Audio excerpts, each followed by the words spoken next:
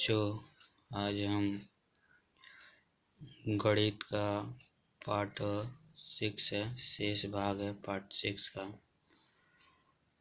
आपको बताते हैं। इसमें दिया गया है, जांच कीजिए कि क्या किसी प्राकृत संख्या n के लिए संख्या 6n अंक 0 पर समाप्त हो सकती है। इसके पहले वाले पार्ट में आपको HCF और LCM के बारे में बताया गया था। अब इसमें आपको ये सिद्ध करके आपको बताना है। तो इसके लिए आप देखेंगे, आप जानते हैं कि कोई भी धनात्मक प्राकृत संख्या जो 0 पर समाप्त होती है वह 5 से विभाज्य होती है। इसलिए उसके अभाज्य गुणनखंडों में अभाज्य संख्या 5 होनी चाहिए।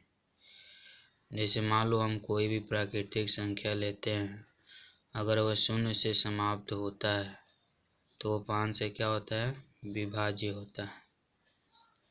तो इसमें जो प्रश्न दिया गया है कि जो संख्या दी गई है 6n दी गई है, यानी जो यह 6 है यह भाज्य संख्या के रूप में है। अगर इसका हम अभाज्य गुणनखंड करते हैं तो अगर इसका अभाज्य गुणनखंड किया जाए तो अगर उस अभाज्य गुणनखंड में अगर वो 5 आता है तब आप कह सकते हैं कि 6n अंक 0 पर समाप्त हो सकती है। अगर नहीं आता है, अगर इसके अभाज्य गुणनखंड करने पर अगर 5 नहीं आता है तब आप नहीं कह सकते। ठीक है, तो इसके लिए आपको क्या करना पड़ेगा, 6n है, इसका हम अभाज्य गुणनखंड करेंगे तो 2 × 3 होगा।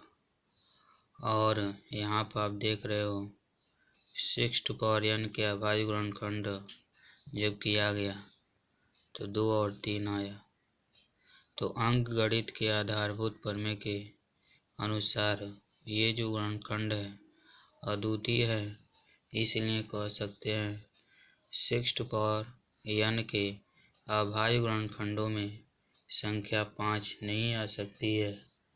अतः 6n किसी भी प्राकृतिक संख्या n के लिए कभी भी 0 पर समाप्त नहीं हो सकती है। आपको इसी भाषा का प्रयोग इसमें आपको लिखना है। चलिए देखिए, हमने यहाँ पे लिखा, हम जानते हैं कि कोई भी धनात्मक प्राकृत संख्या जो 0 पर समाप्त होती है वो 5 से विभाज्य होती है। इसलिए उसके अभाज्य गुणनखंडों में अभाज्य संख्या 5 होनी चाहिए। ठीक है, अब इसके बाद से आपको क्या लिखना है, अब 6n है, 2 × 3 लिख लेंगे, इसका पावर n हो जाएगा, 2 का पावर n × 3 का पावर n हो जाएगा। ठीक है, अब यहाँ से आपको क्या लिखना है, यहाँ से आपको लिखना है 6n के अभाज्य गुणनखंडों में केवल 2 और 3 है। तब यहाँ से लिखेंगे इसलिए, तो यहाँ लिखेंगे इसलिए 6n के अभाज्य गुणनखंडों में संख्या 5 नहीं आ सकती। अतः यहाँ से लिखेंगे, अतः यहाँ लिखेंगे 6n किसी भी प्राकृतिक संख्या n के लिए कभी भी 0 पर समाप्त नहीं हो सकती। यही आपको सिद्ध करना था। तो ये आपको प्रश्न समझ में आ गया। एक बार और देख लीजिए, दिया गया एक जांच करना है, क्या किसी प्राकृतिक संख्या n के लिए 6n अंक 0 पर समाप्त हो सकती है। तो यहाँ पे आप जानते हैं कोई भी धनात्मक प्राकृतिक संख्या है जो 0 पर समाप्त होती है और 5 से विभाज्य होती है। इसलिए उसके अभाज्य गुणनखंडों में अभाज्य जो संख्या 5 होनी चाहिए। ठीक है, लेकिन प्रश्न के अनुसार से 6 टू पावर n है, तो इसका अगर अभाज्य गुणनखंड किया है तो 2 गुणे 3 हुआ है। इसमें 5 नहीं है, तो इसलिए कह सकते हैं कि 6 टू पावर n के अभाज्य गुणनखंडों में संख्या 5 नहीं आ सकती है। इसलिए कह सकते हैं अतः 6 टू पावर n किसी भी प्राकृतिक संख्या n के लिए कभी भी शून्य पर समाप्त नहीं हो सकती है। ओके, तो ये आपको समझ में आ गया। चलिए अब अगला प्रश्न देखते हैं। व्याख्या कीजिए कि 7 गुणे 11 गुणे 13 प्लस 13 और 7 गुणे 6 गुणे 5 गुणे 4 गुणे 3 गुणे 2 गुणे 1 प्लस 5 भाज्य संख्याएं क्यों हैं। तो यहाँ पे सबसे पहले हम 7 गुणे 11 गुणे 13 प्लस 13 लिख लेंगे। 13 कॉमन है, 13 को कॉमन कर लेंगे। 7 गुणे 11 गुणे 1 और प्लस 1 हो जाएगा। इसके बाद से यहाँ से 13 11 7 77 प्लस 1, यहाँ से 13 77 और 1 78 हो जाएगा। इसको गुणा कर लेंगे तो 1014 आ जाएगा। ठीक है, जो क्या है आपका एक भाज्य संख्या है। ठीक है ना। अगला जो प्रश्न है इसी में दिया गया है, इसको चेक करेंगे। 7 गुणे 6 गुणे 5 गुणे 4 गुणे 3 गुणे 2 गुणे 1 प्लस 5 है। इसमें 5 कॉमन है। 7 गुणे 6 गुणे 1 4 गुणे 3 गुणे 2 गुणे 1 प्लस 1 हो जाएगा 5। इसको आप गुणा कर देंगे। 7 के 42 और 4 3 12 24 हो जाएगा। 4 3 12 दूना 24 प्लस 1। इसको जब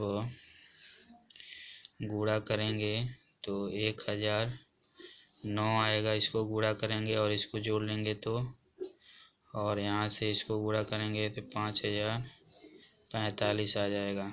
ठीक है ना, जो एक क्या है भाज्य संख्या है।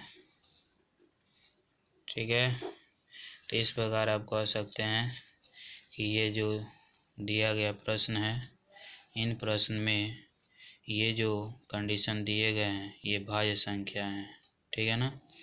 7 गुणे 11 गुणे 13 प्लस 13 किस प्रकार की संख्या है, भाज्य संख्या है।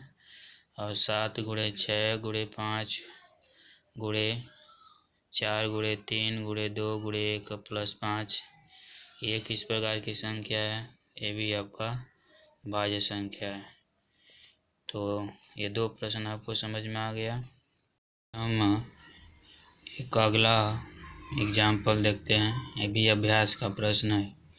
किसी खेल के मैदान के चारों एक वृत्ताकार पथ है। इस मैदान का एक चक्कर लगाने में सोनिया को 18 मिनट लगते हैं, जब इसी मैदान को एक चक्कर लगाने में रवि को 12 मिनट लगते हैं। तो मान लीजिए कि वे दोनों एक ही स्थान और एक ही समय पर चलना प्रारंभ करेंगे, तो एक ही दिशा में चलते हैं, तो कितने समय बाद वे दोनों पुनः प्रारंभिक स्थान पर मिलेंगे। तो यहाँ पे आपको क्या करना है, सोनिया को एक चक्कर लगाने में लगा समय निकाल लेंगे। कितना लग रहा है, 18 मिनट। तो यहाँ पे आपको क्या करना है कि यहाँ पे लिखेंगे सोनिया को एक चक्कर लगाने में लगा समय 18 मिनट तथा रवि को एक चक्कर लगाने में लगा समय 12 मिनट। ठीक है, चूँकि सोनिया और रवि एक ही समय पर चलना प्रारंभ करते हैं, जैसे देखिए दिखा है यहाँ पे एक ही स्थान और एक ही समय पर चलना प्रारंभ करते हैं। ठीक है ना, तो एक ही दिशा में चलते हैं, एक ही दिशा में भी चलते हैं। तो यहाँ पे हम क्या करेंगे, 18 जो दिया है, इस 18 का हम क्या करेंगे अभाज्य गुणनखंड निकालेंगे। और यहाँ पे जो 12 दिया है इसका अभाज्य गुणनखंड निकाल लेंगे। और दोनों का हम क्या निकालेंगे, एलसीएम फाइंड करेंगे, लोएस्ट कॉमन फैक्टर। ठीक है ना। तो यहाँ से इन दोनों का एलसीएम जब हम निकालेंगे और जो आएगा उतना मिनट बाद, ठीक है, सोनिया और रवि प्रारंभिक स्थान पर मिलेंगे। ठीक है, तो यहाँ पे आप लिखेंगे कैसे इसको, चलिए लिख कर बताया जा रहा है। चलिए देखिए, यहाँ लिखा गया सोनिया को एक चक्कर लगाने में लगा समय 18 मिनट और रवि को एक चक्कर लगाने में लगा समय 12 मिनट। ठीक है, चूँकि अब लिखेंगे यहाँ पे सोनिया और रवि एक ही समय चलना प्रारंभ करते हैं तथा एक ही दिशा में चलते हैं, इसलिए क्या हो जाएगा। चलिए देखिए, यहाँ पे लिखा गया सोनिया और रवि एक ही समय चलना प्रारंभ करते हैं और एक ही दिशा में चलते हैं, इसलिए 18 के अभाज्य गुणनखंड 2 × 3 × 3 यानी इसको घातांक के रूप में लिखा गया है, और 12 का अभाज्य गुणनखंड 2 × 2 × 3 इसको भी घातांक के रूप में लिखा गया है। अतः इसका जो एलसीएम जो होगा, क्योंकि एक ही प्रारंभिक स्थान पर मिलना है तो इसलिए इन दोनों के बीच में हम लोएस्ट कॉमन फैक्टर ज्ञात करेंगे। और यहाँ से आप देखेंगे 2 का अभाज्य जो संख्या है उभयनिष्ठ है, इसमें 3 का अभाज्य संख्या जो उभयनिष्ठ है, तो इसमें मैक्सिमम घातांक ये इसका 2 है, तो इसको हमने लिख लिया है। और इसमें मैक्सिमम घातांक 3 है, तो हमने इसको लिख लिया है 3 को, और इसको 2 है तो 4 हो गया है, 3 है तो 9 हो गया है, तो यह 36 आ गया है। इसलिए यहाँ पर अब लिखेंगे 36 मिनट बाद सोनिया और रवि प्रारंभिक स्थान पर मिलेंगे। ठीक है, तो इस तरीके से हम इस प्रॉब्लम को सॉल्व किए। आई होप आपको यह समझ में आ गया होगा। ठीक है, अब अभ्यास के प्रश्नों को आप सॉल्व करें। ओके।